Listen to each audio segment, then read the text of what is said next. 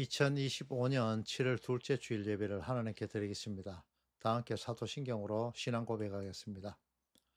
전능하사 천지를 만드신 하나님 아버지를 내가 믿사오며 그 외아들 우리 주 예수 그리스도를 믿사오니 이는 성령으로 잉태하사 동정녀 마리아에게 나시고 본디오 빌라도에게 고난을 받으사 십자가에 못 박혀 죽으시고 장사한 지 사흘 만에 죽은 자 가운데서 다시 살아나시며 하늘에 오르사 전능하신 하나님 우편에 앉아 계시다가 저리로서 산 자와 죽은 자를 심판하러 오시리라.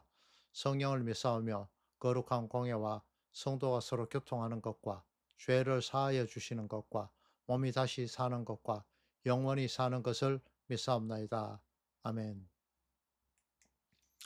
오늘은 그 히브리서 10장의 내용을 통해서 소망이라는 제목을 가지고 히브리서 10장 19절부터 39절까지의 말씀을 공부해 보겠습니다. 요절 말씀으로서는 그 히브리서 10장 38절에서 39절의 말씀입니다. 함께 합독하도록 하겠습니다. 나의 의인은 믿음으로 말미암아 살리라. 또한 뒤로 물러가면 내 마음이 그를 기뻐하지 아니하리라 하셨느니라. 우리는 뒤로 물러가는 멸망할 자가 아니요 오직 영혼을 구원함에 이르는 믿음을 가진 자니라. 아멘. 우리는 지금 계속해서 히브리서의 내용을 가지고 한번 살펴보고 있는 중이죠. 구약은 신약의 성취를 대망하면서 신약은 구약에 의해서만 사실 여부가 확인되기 때문에 신약과 구약은 뗄래야 뗄 수 없는 관계로 연결되어 있음을 잘 아실 겁니다. 이 신약의 성취라는 부분과 구약의 그 예표적인 것에 대해서 그 연결고리가 바로 예수 그리스도, 예수님의 그리스도 되심, 이것에 대한 그런 변증하는 것이 이 히브리서다라고 말씀드렸습니다. 오늘 우리는 히브리서 10장을 중심으로 소망이라는 주제로 하나님의 말씀을 함께 공부해 보고자 하는데요.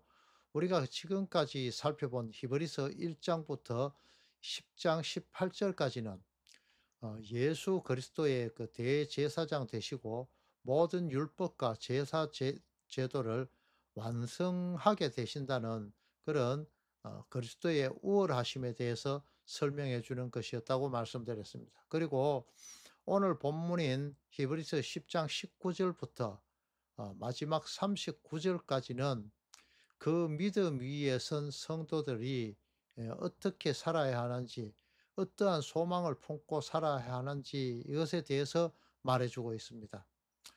히브리서는 신약 성경 중에서도 구약과 연결되는 부분이 특히 강한 그런 서신입니다.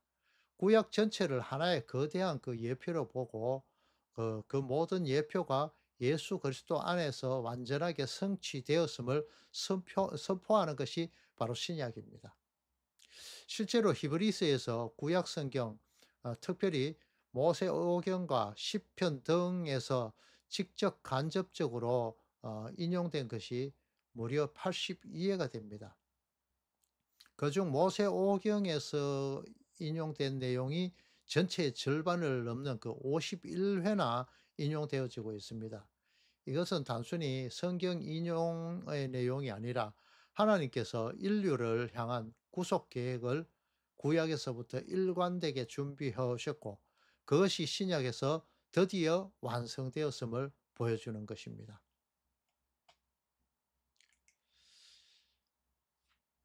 시편과 그 하박국 내용들에는 이러한 내용들이 자막에 띄어진 내용들이 이렇게 기록되어 있는데 예를 들어 보면은 시편 8편에는 다윗은 인간의 존귀함에 대해서 시편에서 이렇게 어 찬양을 하고 있습니다. 사람이 무엇이기에 주께서 그를 생각하시며 인자가 무엇이기에 돌보시나이까 이렇게 말이죠. 히브리서 기자는 이 말씀을 히브리서 2장 7절부터 9절에 인용을 했습니다. 그리고 이 말씀은 단지 사람에 대한 말이 아니라 바로 예수 그리스도를 지칭하는 것이다라고 이렇게 해석을 하고 있습니다. 예수님은 잠시 동안 천사보다 못한 모습으로 이 땅에 오셨고 십자가의 고난을 통해서 영화와 존귀의 면류관을 받으신 그런 분이다라는 것입니다. 이처럼 구약의 예언은 단지 과거의 기록적인 것에 머물지 않고 신약의 그리스도를 가리키는 살아있는 말씀이다라는 것을 이 인용을 통해서 말하고 있는 것이죠. 또한 오늘 우리가 요절로 읽은 하박국서 2장 말씀인데 의인은 그의 믿음으로 말미암아 살리라 이 내용 말입니다. 이것은 하박국서 2장에서 인용해 온 말씀인데 이 말씀은 그 히브리서 2장에 히브리서 10장 38절에서 이것을 하박국 2장의 내용을 끌어와서 인용해서 다시 한번 강조하고 있는 내용이 나타납니다. 그리고 그 여호와여 주의 손이 높이 들릴지라도 그들이 보지 아니하오나 백성을 위하여서는 주의 열성을 보면은 백성을 위하시는 주의 열성을 보면은 부끄러워할 겁니다. 이렇게 이사야서 26장 11절 말씀처럼 하나님의 백성을 향한 하나님께서 이 당신의 그 백성들을 향한 그 열심은 바로 십자가, 이 그리스도, 예수 그리스도의 십자가에서 그 절정을 이루게 됨을 말하고 있습니다. 히브리서 9장을 보면요, 우리에게 그 구약 제사 제도의 한계가 있음을 이렇게 보여주고 있는데요. 첫 장막이 서 있을 동안 대제사장은 1년에 한 번 피를 가지고 지성소에 들어가야 했습니다. 이스라엘 민족 전체를 위한 속죄이고 또 자신을 위한 대제사장 자신을 위한 속죄를 위해서죠. 이 모든 것이 그림자고 예표였습니다. 그런데 예수님께서 오직 단 한 번 자기 피로 영원한 속죄를 이루사 더 크고 온전한 장막에 들어가셨습니다. 히브리서 10장 20절은 이렇게 말씀합니다. 그 길은 우리를 위하여 휘장 가운데로 열어놓으신 새로운 살 길이요. 휘장은 곧 그의 육천이라 라고 말이죠. 예수님의 몸이 찢겨지심으로 휘장이 찢어지듯이 말입니다. 이 휘장이 찢어짐으로 성소로 들어가는 그 길이 보이고 열려버렸죠. 이제 우리는 율법과 제사를 통해서 나가는 것이 아니라 예수의 그 피를 힘입어 담대하게 하나님 앞에 나갈 수 있는 그 길이 열렸다는 것을 말하고 있습니다. 그런데 아직까지도 이 율법을 붙잡고 있는 사람들을 향해서 이러한 부분 때문에 어, 예수님은 히브리스 기자는 이런 부분들을 통해서 경고를 하고 있습니다. 뒤로 물러가면은 내 마음이 그를 기뻐하지 아니하리라. 이 하박국 선지자와 이 히브리스 기자가 이렇게 같은 말을 하고 있는 것입니다. 뒤로 물러가는 행위는 다시 구약의 제사, 율법 행위로 돌아가는 것을 이야기하고 있습니다. 다시 말해서 은혜로 얻은 자가 다시 율법주의로 돌아간다는 것이죠. 은혜를 맛보고 다시 율법으로 돌아간다는 것입니다. 갈라디아서 3장에서도 사도 바울은 말합니다. 성령으로 시작하였다가 이제는 육체로 마치겠느냐 이렇게 말하고 있죠. 바울은 자신이 철저한 유대주의자, 유대인이자 율법의 사람이었음을 이렇게 말하면서도 그 모든 것을 배설물처럼 예수님을 만나고는 이제 배설물처럼 여기게 되었다고 그렇게 말하고 있습니다. 왜냐하면 이것은 그리스도를 얻기 위해서 버릴 것이다. 이런 의미인 것입니다. 그러면은 이제 성도 여러분들은 저와 성도 여러분들은 어떤 길을 걸어야 합니까? 십자가를 통하여서 새롭게 열린 길, 영원한 생명으로 향하는 그 문을 바라보아야 합니다.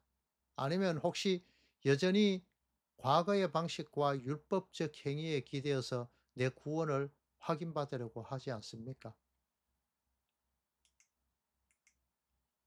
이것은 단지 구약 시대 때 그 율법만을 말하지는 않습니다.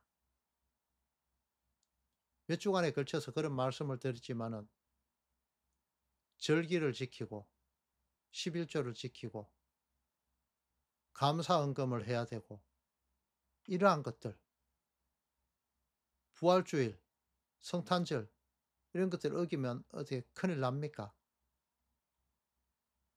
이것들을 율법화 시켜서 형식화 시켜서 그것을 계속해서 섬기는 것. 이것들을 지키는 건 좋습니다. 하지만 이것들을 형식화해서 이게 바로 제사화되어서 예수 그리스도는 어디 가고 없고 이 시스템에 매몰되어 있는 것. 이것들이 위험하다는 것을 말씀드리는 겁니다. 뒤에 있는 것, 율법적인 행위, 이것들은 잊어버리고 앞에 있는 그것들을 은혜를 잡으려고 표대를 향해서 달려간다고 사도 바울이 이렇게 고백하는 이 고백이 오늘 우리의 고백이 되기를 소망합니다. 성도는 뒤의 것을 바라보면 안 됩니다. 롯이 뒤의 것을 바라보다가 소금 기둥이 되었습니다. 또 겉옷을 가지려고 지붕에서 내려가지 말아라 하죠. 밭에서 집으로 들어가서 물건을 가지러 가지 말라고 하죠. 이러한 것들이 다 뒤의 것, 그러니까 율법적인 부분들을 이야기하고 있는 것입니다. 이것을 하지 말라는 것이거든요.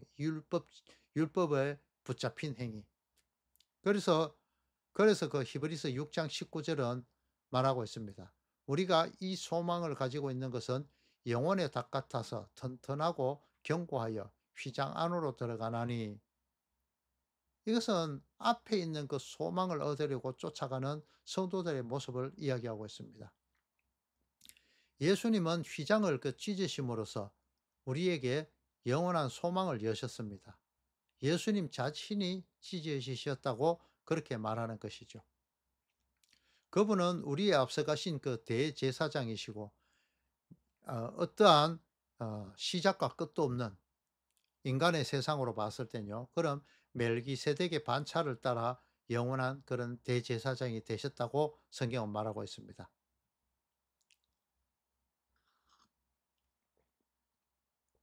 이제 성도는 뒤로 물러갈 것이 아니라 앞에 있는 소망을 붙잡고 믿음의 경주를 하여야 합니다. 그 소망은 보이지 않지만 우리에게는 실상으로 다가오는 내용입니다. 그 소망은 흔들리지 않는 영원한 닻이 되어집니다. 그리고 그 소망은 이미 하늘에 보좌 우편에 계신 예수님 안에 안전하게 닻이 내려져 있습니다. 그 구원은 성취가 되었다는 것을 말하는 것입니다. 예수 그리스도께서 십자가에서 흘리신 피로 성도의 죄악이 도말되어서 의인으로 여김을 받았고, 이미 받았고, 예수 그리스도께서 흘리신 맑은 물, 십자가에서 흘린 피와 물을 흘리다 하셨죠. 이 맑은 물로 깨끗이 씻음을 받아서 이제는 돌이킬 수 없는, 죄악으로 갈 수 없는 그런 존재가 되었다는 것입니다. 왜? 예수님께서 놓아주지 않으니까 말이죠. 성도는 예수 그리스도라는 그 빛을 한번 받은 후에 고난의 큰 싸움을 견디어내는 그런 삶을 살아가야 합니다. 내 안에서 옛 율법과 은혜의 법이 날마다 싸우는 그것을 목도하고 나의 나됨은 예수 그리스도에